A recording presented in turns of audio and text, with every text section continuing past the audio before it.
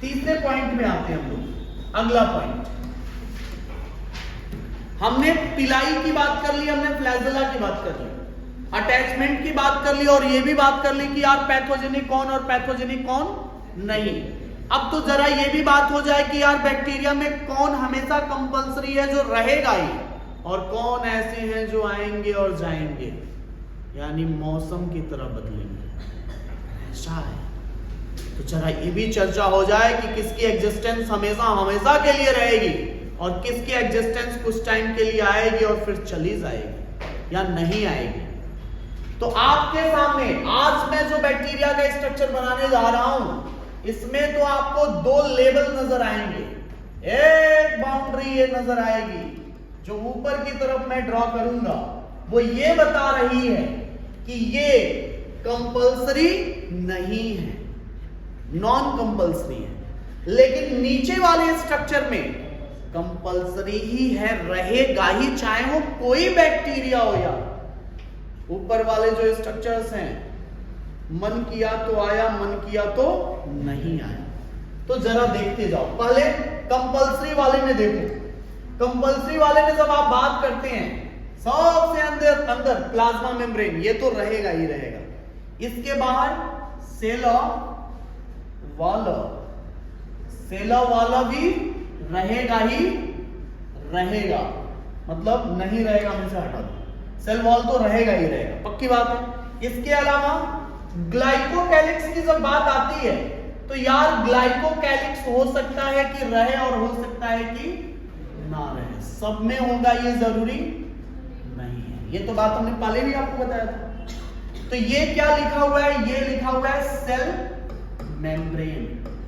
तो ये हो गया सेल मेम्ब्रेन या प्लाज्मा मेम्ब्रेन। ये जो बाहर वाला ये क्या है, सेला वाला, ये रहेगा ही रहेगा। हर एक बैक्टीरिया में सेल मेम्ब्रेन और सेल वॉल होता ही होता है। ऊपर वाली जो लेयर है बेटा, ये कहलाती है ग्लाइकोकैलिक्स। और कह दिया ना कि ग्लाइकोकैलिक्स मन किया तो आया, मन किया तो बना, मन किया तो नहीं बना। ग्लाइकोकैलिक्स होगा तो दो पॉसिबिलिटी हो सकती है कि स्लाइम लेयर हो जाए या कैप्सूल हो जाए, ये तो बाद की बात है। तो ये जरूरी नहीं है कि हर एक बैक्टीरिया में ग्लाइकोकैलिक्स का प्रेजेंस हो ही। अब जरा ऊपर की, जरा नीचे की तरफ देखो रे ध्यान से। यहां हर एक बैक्टीरिया में आपको एक उसका मेन डीएनए होगा ही होगा।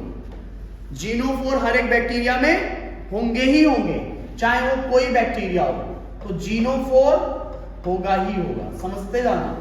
इसके अलावा एक स्ट्रक्चर्स बेटा और आपने पढ़ा था जिसको आपने मीजोजोम्स के नाम से पुकारा था, याद है? ये जो मीजोजोम्स हैं, ये भी हर एक बैक्टीरिया में होंगे ही होंगे, क्योंकि इनका मेन फंक्शन क्या है, रेस्पिरेशन। तो मीजोजोम्स भी होंगे ही होंगे। इसके अलावा और क्या होगा बेटा, इसके अलावा और क्या होगा, इसके अलावा और होगा आपके राइबोसोम्स। कौन से टाइप के राइबोसोम्स? 20, 70। कौन से टाइप के राइबोसोम्स? 70 राइबोसोम्स प्रेजेंट होंगे। इसके अलावा कुछ आपके फूड ग्रैन्युल्स ये भी होते हैं। तो इसके अलावा आपको क्या मिल जाएंगे, फूड ग्रैन्युल्स मिल जाएंगे, है ना, फूड ग्रैन्युल्स मिल जाएंगे। ये सारी चीजें आपको कंपल्सरी है जो होंगी होंगी। क्या क्या होगा, cell membrane, cell wall, mesosomes, genophore, 70 ribosomes और फूड ग्रैन्युल्स। ये पक्की बात है कि हर एक बैक्टीरिया में मिलेगा ही मिलेगा।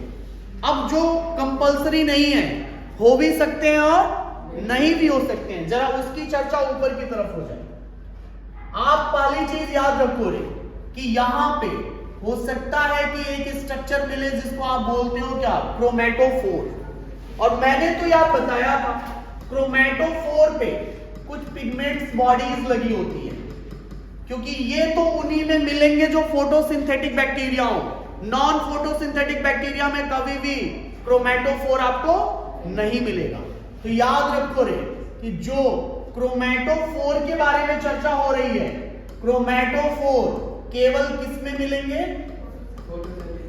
क्रोमेटोफोर केवल फोटोसिंथेटिक बैक्टीरिया में मिलेंगे।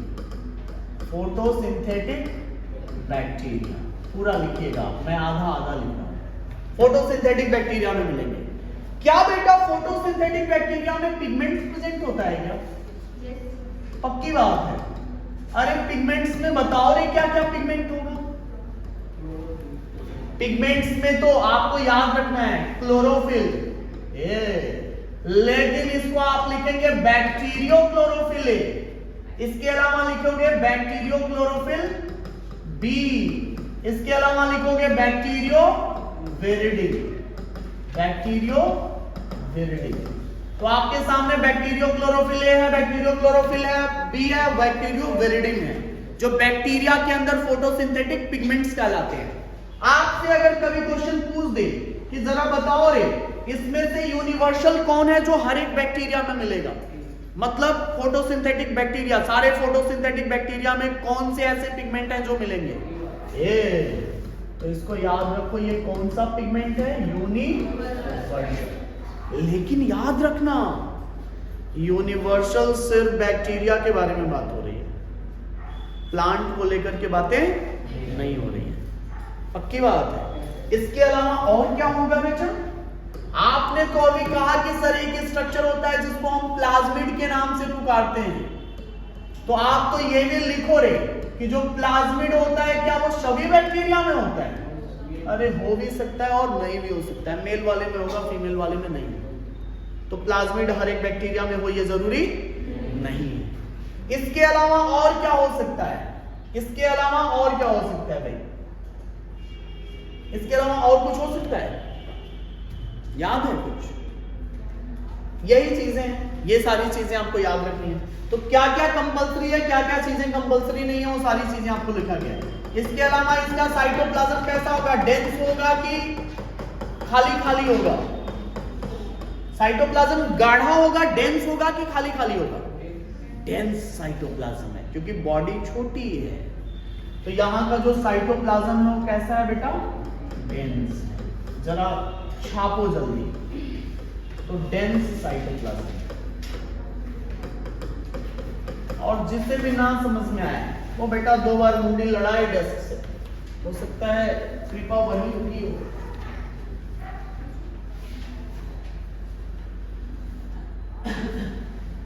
अच्छा, पिलाई के बारे में आपका क्या कहना है? पिलाई हर एक बैक्टीरिया में होगा? कैसे कैसे? अभी तो आपने लिखा था, पिछला वाला चला जाएगा, याद है? आपने तो कहा कि यार फीमेल में पिलाई नहीं है, शॉर्ट पिलाई, लॉन्ग पिलाई के बेसिस पे। तो पिलाई हर एक में हो ये जरूरी? तो पिलाई को भी हम लोग किधर लिख देंगे? इधर, इधर। तो ये है बेटा पिलाई। पिलाई भी नॉन कंपल्सरी में है, कंपल्सरी नहीं।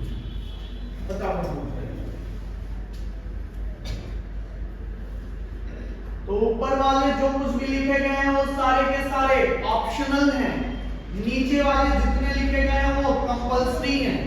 ऊपर वाले ऑप्शनल, नीचे वाले कंपल्सरी। ऊपर वाले ऑप्शनल, नीचे वाले कंपल्सरी। अच्छा, फ्लैजला का क्या कहना है? फ्लैजला होगा ही या नहीं होगा? पक्की बात है होगा सब में। अरे ये ट्राइकस बैक्टीरिया में तो लिखा था यार, ऐसे कैसे? तो आप तो याद रखो रे, जो फ्लैजला का प्रेजेंस है, फ्लैजला, वो भी आप किस में रखेंगे? ऑप्शनल में रखेंगे। तो आपको तो याद रखना है जो कुछ भी लिखा गया है ऊपर, कह दो रे बेटा, कह दो, ये सारे के सारे ऑप्शनल हैं, और नीचे जो कुछ भी लिखे गए हैं ये सारे के सारे कंपल्सरी हैं। ये होंगे ही होंगे। अरे ऊपर वाले का मर्जी है, आए या ना आए।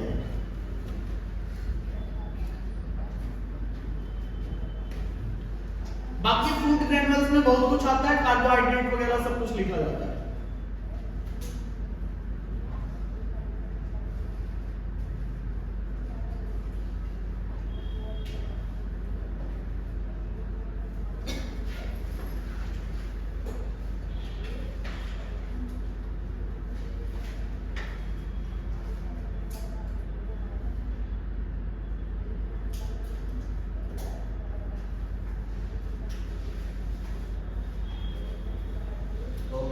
हो गया?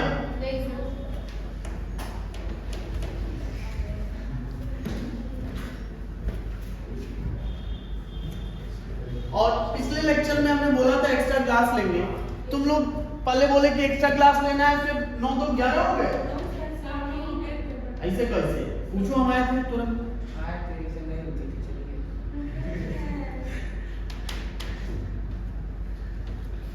मतलब 1:30 बजे की क्लास, तो 1:30 बजे हम आए क्लास लेकर के तुरंत खाली में तुरंत भागे आए कि हमारे बच्चे वेट कर रहे होंगे। इधर बच्चे क्या है 9 तो 11 हो गए, भागो जल्दी, नहीं तो हो सकता है टाइम से आ गए तो पढ़ाई देंगे 1:30 घंटा।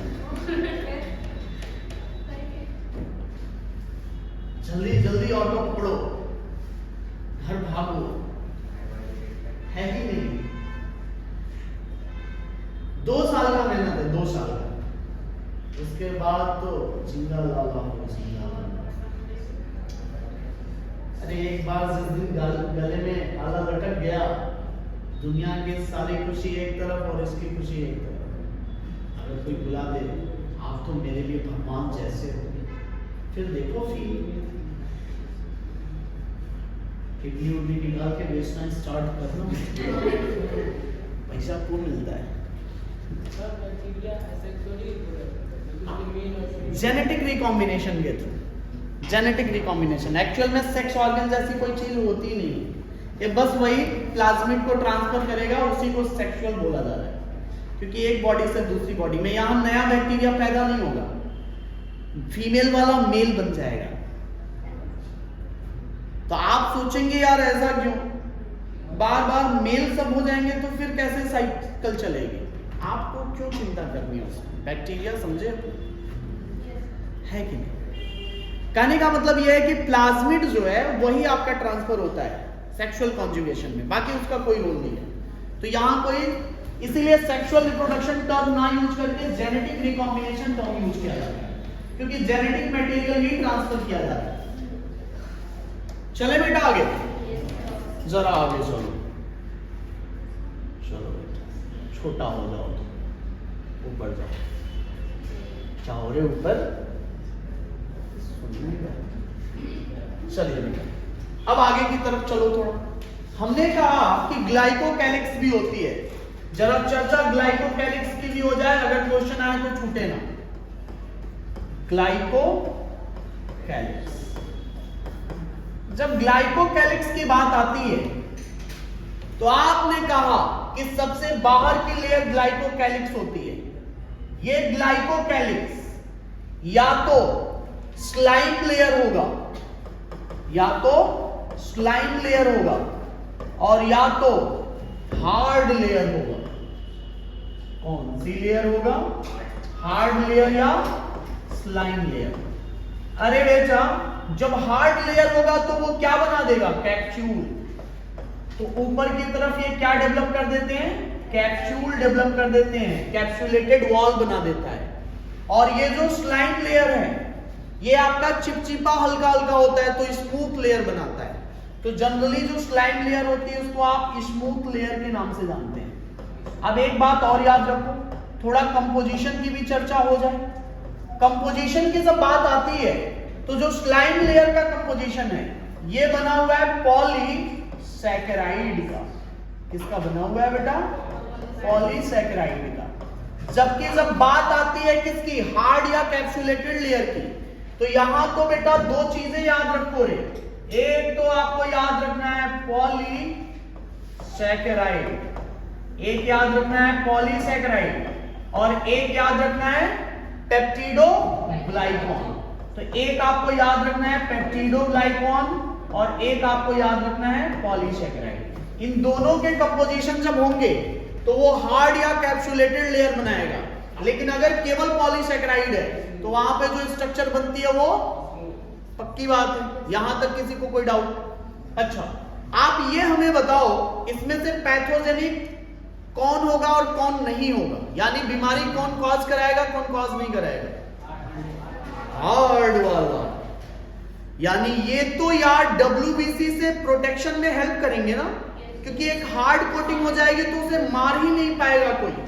तो याद रखिए कि ये जो हार्ड या कैप्सुलेटेड वाले होते हैं यही पैथोजेनिक होते हैं, पक्की बात है। और जो स्लाइम लेयर होता है ये जनरली नॉन पैथोजेनिक होते हैं। इनका फंक्शन क्या है बेटा? इनका फंक्शन होता है कॉलोनी बनाना। क्या होता है? Colony formation. तो आपसे अगर कभी पूछे कि बैक्टीरिया में कॉलोनी बनाने में कौन मदद करेगा, कह देना स्लाइम लेयर। और बैक्टीरिया को प्रोटेक्शन डब्ल्यूबीसी से कौन देगा, कह देना कैप्सूल। तो प्रोटेक्ट अगेंस्ट डब्ल्यूबीसी, तो डब्ल्यूबीसी से प्रोटेक्शन ये देते हैं। पक्की बात है क्या? बोलो रे। सॉल्व भी नोट करिए, नोट करिए बाबू। क्या फोटोसिंथेसिस वाले तो जिसके पास पिगमेंट होगा वो करेगा, उसका फोटोसिंथेसिस से कोई लेना देना नहीं। ग्रीन कहाँ है? न्यूट्रिशन कैसे देते होंगे दूसरे पैथोजेनिक ये स्लाइम लेयर पर। जो हेट्रोट्रॉफिक भी तो होते हैं, ऑटोट्रॉफिक भी तो होते हैं, तो उसमें कैटेगरीज है। अगर डेड डिकेइंग मैटर से खाना ले लेगा, कोई जरूरी थोड़ी है कि उसके पास। अरे बैक्टीरिया को खाए बिना मारोगे यार, वो बैक्टीरिया जिसके पास variety of diversity of food है। मैंने तो पहले ही बता दिया था कि सबसे सिंपल दिखने वाला बैक्टीरिया का फूड न्यूट्रिशन सबसे कॉम्प्लेक्स है।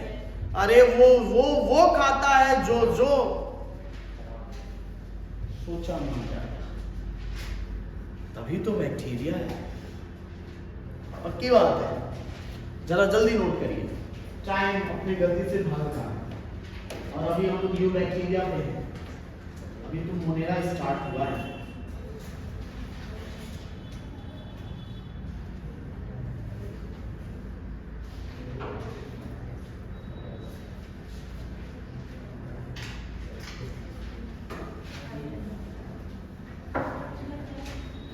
हो गया बेटा इतना? तो हम लोगों ने क्या क्या पढ़ लिया? उसके ग्लाइकोकैलिक्स पढ़ लिए, एक्सटर्नल एपेंडिसेस पढ़ लिए, सारे स्ट्रक्चर्स खत्म हो गए। अब इसमें अगर बोला जाए कि जो बैक्टीरिया होती है, क्या यार बैक्टीरिया को कैसे मारा जाएगा? बैक्टीरिया को किल करने का आसान तरीका क्या है? आप टेम्परेचर हाई रखो। तो अगर वो कैप्सूल बना लिया तो आप टेम्परेचर भी हाई रखेंगे तो भी बैक्टीरिया मरेगा? अरे आपने तो पास्चुराइजेशन प्रोसेस सुना होगा। पास्चुराइजेशन जिसमें मम्मी लोगों को कुछ आइडिया नहीं होता है, उनको तो बस एक ही चीज पता होती है कि जब भी 2 घंटे पे उठो दूध गर्म कर दो। डबले में दूध है, उठो, सो के उठो, हर 2 घंटे पे सो के उठो और दूध गर्म कर दो। क्योंकि उनको ये पता है कि दूध फट जाएगा, लेकिन एक्चुअल में फटेगा क्यों वो नहीं पता है। वो बैक्टीरिया का नेचर नहीं जानती हैं, लेकिन वो दूध का नेचर जानती हैं कि दूध फट जा रहा है। लेकिन आप तो यार साइंस पढ़े हो, आप तो जानते हो ना कि बैक्टीरिया प्रेजेंट है उसमें, और बैक्टीरिया के डिवीजन करने के कारण वहां पे कुछ एसिड रिलीज होगा जिसके कारण वो दूध फट जाएगा। इसीलिए जब दूध को गर्म किया जाता है तो सारे बैक्टीरिया मरते नहीं है। अरे उन्होंने अपने ऊपर कैप्सूल डेवलप कर लिया, और जब कैप्सूल डेवलप कर लिया तो आप गर्म करते रह जाइए, वो मरेगा ही नहीं, क्योंकि उसने तो एक हार्ड लेयर बना लिया है। फिर धीरे धीरे धीरे धीरे दूध ठंडा होगा, और जब ठंडा होगा फिर ये अपने सेल वॉल कैप्सूल को तोड़ेंगे और फिर अपनी प्रोजेनी पैदा करने स्टार्ट करेंगे। यानी कि एडवर्स कंडीशन में छुप के रहते हैं, और नॉर्मल कंडीशन में बेटा 20-20 मिनट में कॉलोनी डबल करते हैं। बैक्टीरिया को डिवाइड करने के लिए केवल 20 मिनट ही चाहिए। अगर 40 बैक्टीरिया है तो 20 मिनट बाद देखोगे बेटा 80 आपको हाय बोलते नजर आएंगे। How are you? I am bacteria, welcome in the bacterial home. स्वागत नहीं करोगे आप हमारा? ऐसा कुछ कहेगा बैक्टीरिया। और वायरस होगा तो बेटा वो करेगा जो आप सोच नहीं सकते, तांडव मचा देगा आपकी बॉडी में। तो आप तो जानते हैं ना ये बड़े खतरनाक होते हैं, लेकिन सारे खतरनाक हो ये जरूरी नहीं है यार। दही खाते हो ना? अगर बैक्टीरिया भर के ना रहे तो दही का टेस्ट ना आए। अगर आप कभी दही को माइक्रोस्कोप से देख लेंगे तो दही खाना छोड़ देंगे। बड़े बड़े कीड़े घूमते हैं उसमें, और आप तो उन्हीं कीड़ों को खा के कहते हो वाह क्या स्वाद है। उसमें क्या प्रेजेंट होता है? विटामिन बी12 प्रेजेंट होता है। अरे वही बैक्टीरिया लैक्टोबैसिलस बैक्टीरिया के नाम से जाना जाता है, और वो बैक्टीरिया आपके स्टमक के डाइजेशन के लिए बहुत हेल्प करता है। यानी आपके बॉडी में अगर कोई बैक्टीरिया ग्रो कर रहा है, लैक्टोबैसिलस उसे मार डालेगा। इसीलिए लोग दही खाते हैं, पाचन शक्ति सही रहे। लेकिन एक्चुअल में तो आप बैक्टीरिया ही खा रहे हो। बियर पीते हो बेटा? पानी पीते हो? घबराओ नहीं, आगे जरूर टेस्ट करो। तो जो बियर होता है, बियर का फर्मेंटेशन कैसे होता है? ईस्ट के फर्मेंटेशन से। वो भी तो आपका बैक्टीरिया। पाव रोटी तो खाते होगे, इडली डोसा खाते होगे, जलेबी उलेबी तो खाते, सब में बैक्टीरिया यूजफुल है। यानी जितना आप ये डोसा, इडली, पफी चीजें, भटूरा, जलेबी जितना सड़ता है बेटा उतना अच्छा लगता है। जो 4 दिन सड़ा के जलेबी बनाते हैं वो बेटा कुरकुरापन उसमें बढ़ जाता है। जितना ज्यादा सड़ा हुआ होगा उतना ज्यादा जलेबी टेस्टी होगा, और जितना कम सड़ा हुआ जलेबी उतना गंदा लगेगा। आप तो सोच लो क्या खा रहे हो। लेकिन चिंता की कोई बात नहीं है, वो तो आपके लिए यूजफुल ही है। तो बैक्टीरिया ऐसे भी हैं जो आपके लिए फायदेमंद है, और बैक्टीरिया ऐसे भी हैं जो आपके लिए नुकसानदेह हैं। तो आप तो यूजफुल पे ध्यान दो, हाँ बैक्टीरिया उसमें डाल दो, उसमें का जितना न्यूट्रिशन होगा वो तो अपने यूज कर लेंगे। हाँ जैसे दही है, हाँ, उसमें जब बैक्टीरिया जाएगा हाँ, तो वो इस्तेमाल करेगा हाँ, न्यूट्रिशन, हाँ, तभी ना अपने आप को रिलीजन करेगा। बिल्कुल, तभी तो कर्डलिंग हो रही है। तो सर हम खाएंगे तो आपके लिए अच्छी चीज बना रहा है एसिड रिलीज करके, आपके लिए अच्छी चीज बना रहा है एसिड रिलीज करके।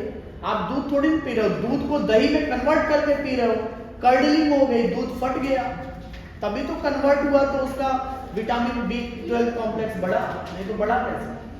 दूध में थोड़ी होता है विटामिन B12, वो तो एसिड उसके लैक्टोबैसिलस के सिक्रेशन के मिलने के कारण दूध फटा और उसमें एक कंपोजिशन हुई। तो खाने दो यार, थोड़ा सा बैक्टीरिया को भी खाने दो। पूरा न्यूट्रिशन नहीं रहेगा सर।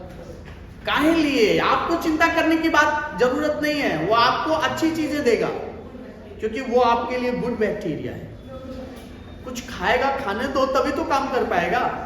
कि आप चाहते हो यार पूरा दूध हम ही पिए अकेले दही के साथ, तो दही कैसे बनेगा? ये हो गया। जोरन का नाम सुना है आप लोगों ने? जोरन इसीलिए डाला जाता है क्योंकि उसमें बैक्टीरिया ज्यादा प्रेजेंट होते हैं।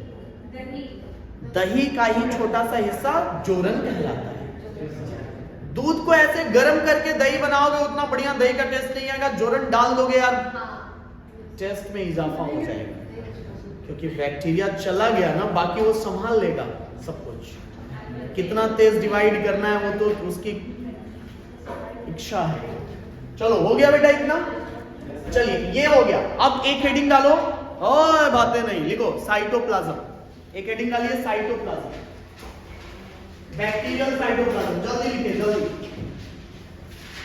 Bacterial cytoplasm. क्या बैक्टीरियल साइटोप्लाज्म में स्ट्रीमिंग होगी? क्या बैक्टीरियल साइटोप्लाज्म में स्ट्रीमिंग होगी? ना ना, क्योंकि डेंस साइटोप्लाज्म है। अरे डेंस साइटोप्लाज्म है क्या, तो क्या कोई चीज इजीली घूम पाएगा? नहीं घूम पाएगा। तो यहां पे स्ट्रीमिंग नहीं होती है। साइटोप्लाज्मिक स्ट्रीमिंग का मतलब साइटोप्लाज्म अंदर की तरफ घूमता रहता है, चीजों को एक जगह से दूसरी जगह ट्रांसपोर्ट करता रहेगा। बैक्टीरिया में कोई स्ट्रीमिंग नहीं होती है। तो लिखिए पहला point, dense cytoplasm, dense cytoplasm. दूसरा पॉइंट लिखो, नो स्ट्रीमिंग। पहला लिखिए डेंस साइटोप्लाज्म, दूसरा लिखो नो स्ट्रीमिंग, नो स्ट्रीमिंग। क्या एंडोप्लाज्मिक रेटिकुलम है यहां पे? ना, तो लिखो absence of endoplasmic reticulum, absence of endoplasmic reticulum.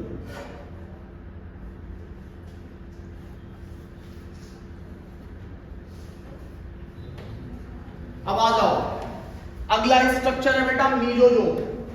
तो नेक्स्ट हेडिंग डालिए मीजोजोम। साइटोप्लाज्म के बाद साइटोप्लाज्म के अंदर ही क्या प्रेजेंट होता है? मीजोजोम्स प्रेजेंट होता है। जरा बताओ रे, बातें नहीं। मीजोजोम्स क्या है? प्लाज्मा मेम्ब्रेन ही अंदर की तरफ फोल्ड करके जो स्ट्रक्चर बनाते हो उसी को क्या कहते हो? मीजोजोम्स कहते हो। तो लिखिए जरा मीजोजोम्स में, लिखिए mesosomes is a folded structure of plasma membrane. Folded structure of plasma membrane.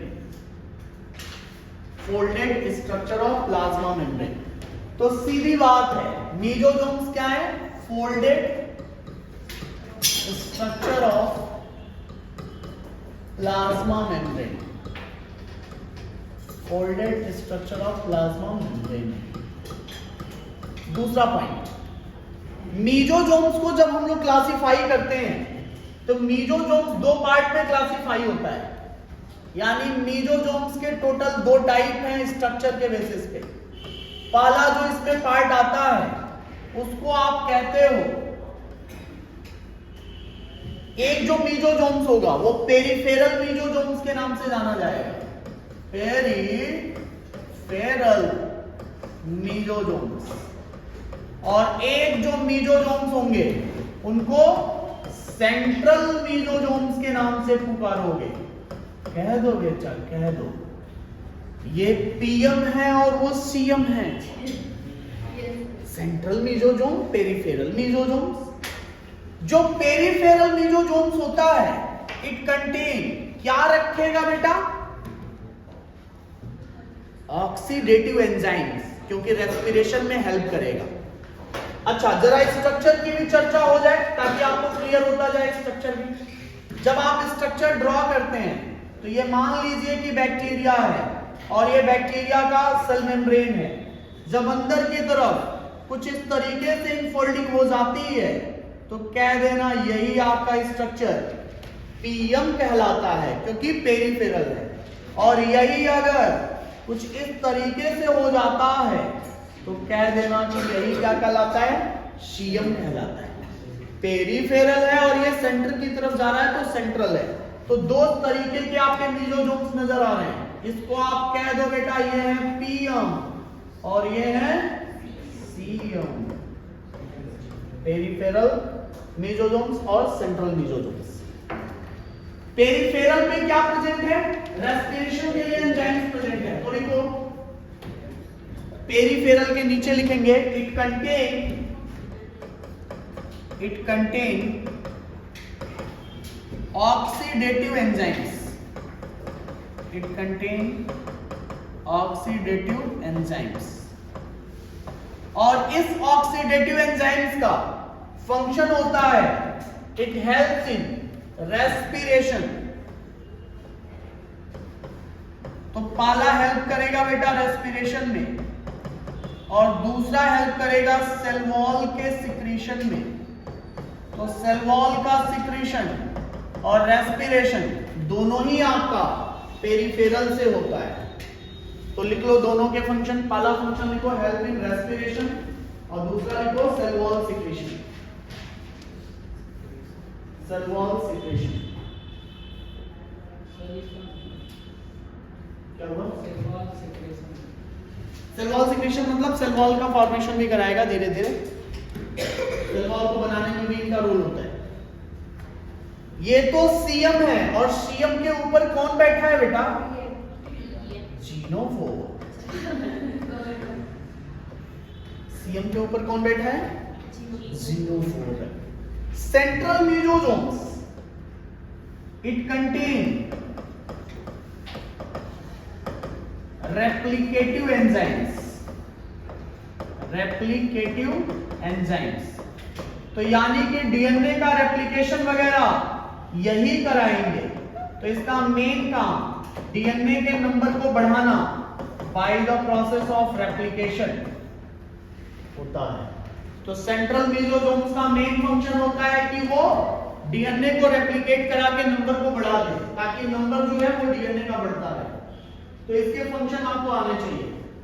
इसके अलावा इसका मेन काम सेल डिवीजन में भी होता है।